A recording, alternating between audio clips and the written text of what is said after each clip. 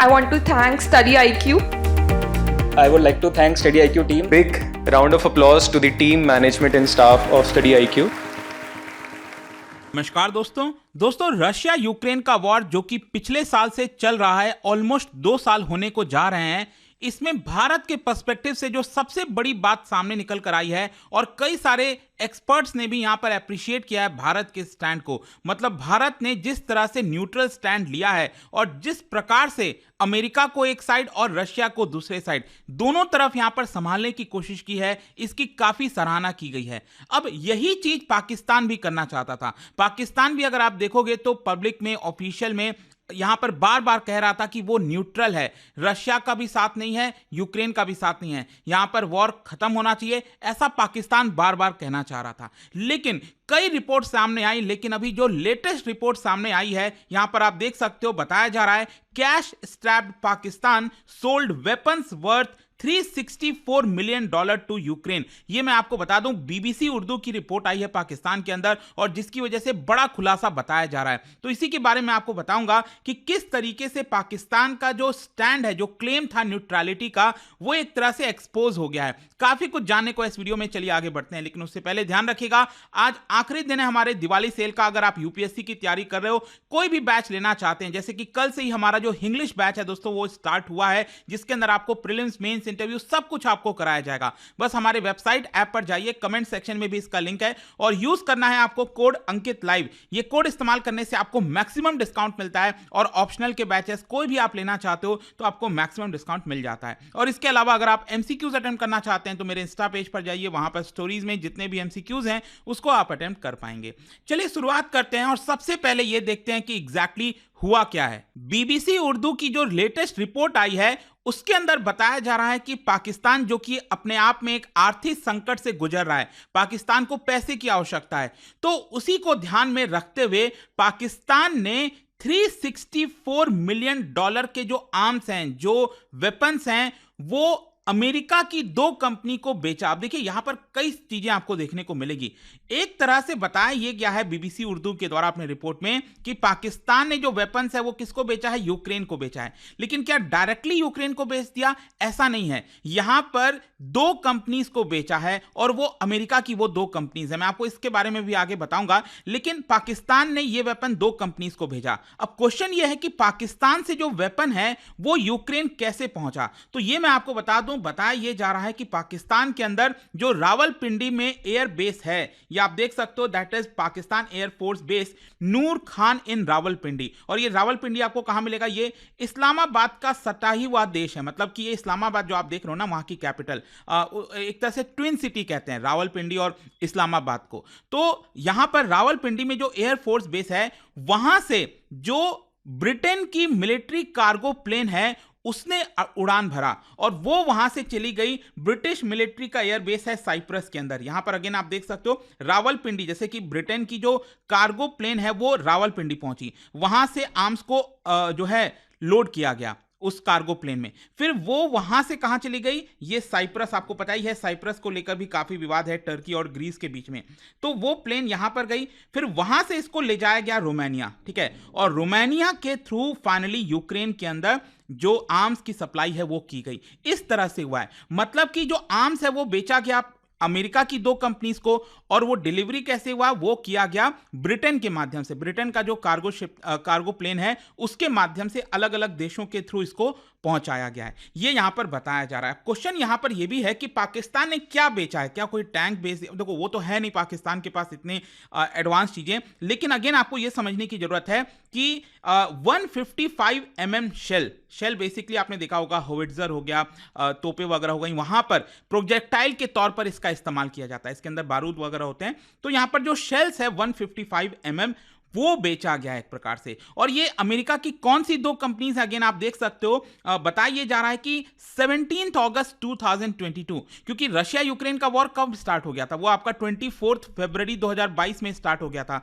तो ये जो एग्रीमेंट हुआ है पाकिस्तान और यूक्रेन के बीच में एक तरह से, तो वो 17 अगस्त 2022 में हुआ है। और कौन सी दो अमेरिका की कंपनीज को बेचा गया, ये जो शेल्स है वो बेचा गया ग्लोबल मिलिट्री और नॉर्थरोप ग्रूमैन, ये दोनों अमेरिकन कंपनीज को बेचा गया है। और कितना कितना का कॉन्ट्रैक्ट मिला, यहां पर बताया जा रहा है कि जो पहली कंपनी है ग्लोबल मिलिट्री, उसके साथ $232 मिलियन का कॉन्ट्रैक्ट हुआ और जो दूसरी कंपनी है नॉर्थरोप ग्रूमैन, उसके साथ $131 मिलियन का कॉन्ट्रैक्ट हुआ। तो टोटल मिलाकर लगभग $364 मिलियन का जो अर्निंग है वो पाकिस्तान को हुआ है ये 155 mm शेल्स बेचने की वजह से। और ये जो एग्रीमेंट है मैं आपको बता दूं, जो पिछले साल हुआ था वो अभी पिछले महीने ही अक्टूबर 2023 में एक्सपायर हुआ है। और साथ ही साथ ये भी आपको समझना है कि यहां पर जो ब्रिटेन का कार्गो प्लेन था, ऐसा नहीं है कि वो सिर्फ एक बार यहां पर आया था, रावलपिंडी के एयरबेस पर उसने वो 5 बार आया था, ताकि 5 प्लेन्स में कर ये जो आर्म्स की सप्लाई है वो एक तरह से यूक्रेन को की गई है। ठीक है, तो एक अच्छा खासा कॉन्ट्रैक्ट होता है, आप समझिए $364 मिलियन की हम बात कर रहे हैं और सिर्फ शेल्स की हम यहां पर चर्चा कर रहे हैं, राइट। अब क्वेश्चन ये भी है कि ये एग्रीमेंट किसके दौरान हुआ था, मतलब कि कौन सी सरकार थी, क्योंकि पिछले साल अगर आपको याद हो तो इमरान खान की सरकार गिरा दी गई थी। तो इमरान खान की सरकार बेसिकली गिरी थी अप्रैल के महीने में 2022 में, रशिया यूक्रेन का जो वॉर स्टार्ट हुआ था उसके जस्ट बाद में। और उसके बाद आपको पता है कि पाकिस्तान डेमोक्रेटिक मूवमेंट, एक मल्टी पार्टी कोalition की सरकार बनाई गई, शहबाज शरीफ वो प्राइम मिनिस्टर बने थे। अभी क्या है, वो प्राइम मिनिस्टर पद छोड़ रखे हैं, क्योंकि पाकिस्तान में नियम है कि जब इलेक्शन आता है तो एक न्यूट्रल प्राइम मिनिस्टर को बैठाना होता है। तो इलेक्शन की वजह से यहां पर उनको अपने पद से हटना पड़ा है। लेकिन यहां पर आपको एक चीज समझना है कि जब इमरान खान थे तो इमरान खान और आर्मी चीफ जावेद बाजवा, उन दोनों के बीच में बहुत सारे प्रॉब्लम्स आपको देखने को मिलेगा। अगस्त 2022 में काफी ज्यादा पॉलिटिकल डिस्कोर्स में आ गया था रशिया यूक्रेन का वॉर। इसका कारण यह था कि 24 फरवरी 2022 को जब पुतिन ने अनाउंस किया था कि वो इन्वेड कर रहे हैं, वो यूक्रेन के अंदर जा रहे हैं, वॉर छिड़ गई है, तो उसी समय पाकिस्तान के जो प्राइम मिनिस्टर है इमरान खान वहीं पर मौजूद थे रशिया के अंदर। तो इसको लेकर काफी क्रिटिसाइज भी किया जा रहा था टाइमिंग को लेकर। तो यहां पर एक तरह से यह दिख रहा था कि इमरान खान रशिया के करीब जाना चाहते हैं, लेकिन जो जनरल बाजवा हैं उस समय जो आर्मी चीफ थे, जो कि रिटायर हो गए पिछले साल अक्टूबर में, वो एक तरह से अमेरिका के साथ जाना चाहते थे, वो यूके के साथ जाना चाहते थे, वेस्टर्न कंट्रीज के साथ जाना चाहते थे। तो इसी की वजह से इमरान खान और जनरल बाजवा के बीच में भी बहुत ज्यादा तकरार उस समय देखने को मिला था। और जब यहां पर इमरान खान का विजिट हुआ था फरवरी 2022 में, जब ये वॉर स्टार्ट हुआ था, तब यहां पर बाजवा ने भी अपने आप को डिस्टेंस कर लिया था कि हम इमरान खान के साथ नहीं हैं।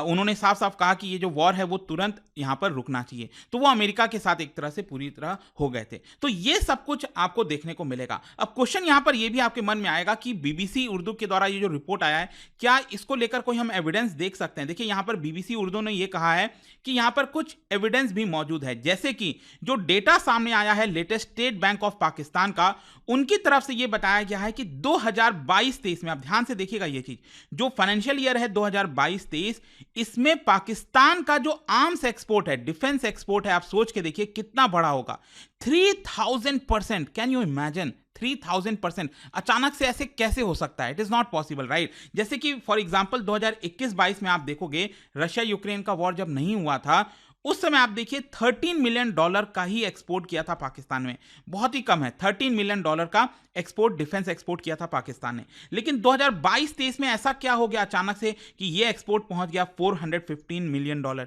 तो कहीं ना कहीं ये जो $415 मिलियन में सबसे बड़ा जो कंट्रीब्यूशन है वो यही है, $364 मिलियन का जो सीक्रेट डील हुआ है एक तरह से पाकिस्तान और यूक्रेन के बीच में, और पाकिस्तान ने यहां पर सप्लाई किया है। इसके साथ साथ आपको एक और चीज समझना है कि आखिरकार पाकिस्तान ऐसा क्यों करेगा। यहां पर एक जो पिछले कुछ समय से बार बार खबरें आ रही थी, उसमें आईएमएफ डील की भी चर्चा हुई है कि पाकिस्तान, क्योंकि यूएस ने एक तरह से काफी प्रेशर डाल दिया था पाकिस्तान के ऊपर कि आप यहां पर साइड लीजिए, या तो आप यूक्रेन के साथ हैं या फिर रशिया के साथ हैं, आप हमारे साथ हैं या फिर रशिया के साथ हैं। तो देखिए, ये पाकिस्तान की मजबूरी हो गई, क्योंकि उसके पास इकोनॉमी स्ट्रांग नहीं है। वहीं भारत की तरफ आप देखोगे तो भारत पर भी बहुत प्रेशर डालने की कोशिश की गई कि आप हमारे साथ आइए, वेस्टर्न कंट्रीज के साथ आइए, लेकिन भारत और अपने स्टैंड से नहीं हटा। भारत का जो हमेशा से स्टैंड रहा वही हम उस पर टिके रहे थे। लेकिन पाकिस्तान की मजबूरी हो गई क्योंकि पैसे नहीं है उसके पास, पैसे चाहिए थे, IMF से डील चाहिए थी, तो कहीं ना कहीं वो फेवर लेने के लिए, बेल आउट पैकेज लेने के लिए $3 बिलियन का यहां पर पाकिस्तान ने जो आर्म्स हैं वो यूक्रेन को बेचा है, ये बताया जा रहा है।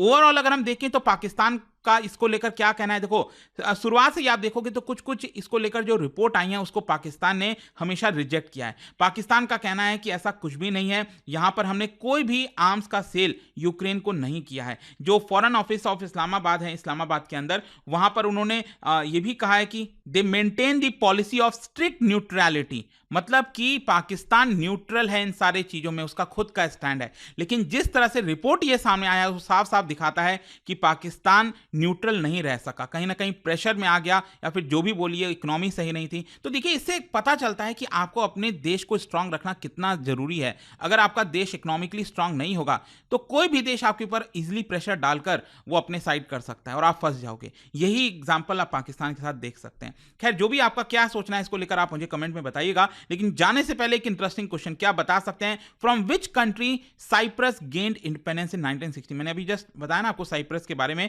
तो वहां पर इंडिपेंडेंस कब उसको मिला था 1960 में, किस देश से मिला था? इसका राइट आंसर आप सबको पता है, मेरे इंस्टाग्राम पर तो मिलेगा ही, वहां पर अगर आप नहीं हो कोई बात नहीं, टेलीग्राम से ले सकते हैं इसका सही उत्तर। मैं कई सारे जो MCQs हैं वो यहां पर स्टोरीज में डालता रहता हूं। बाकी अगर आपको PDF चाहिए तो टेलीग्राम पर आइए, अलग अलग सोशल मीडिया पर आप जुड़ पाओगे। और जैसा मैंने आपको बताया UPSC की अगर आप तैयारी कर रहे हो, just use the code Ankit live to get maximum discount. And I hope की वीडियो आपको पसंद आया होगा। मिलता हूं आपसे next time. Till then thank you very much, see you soon.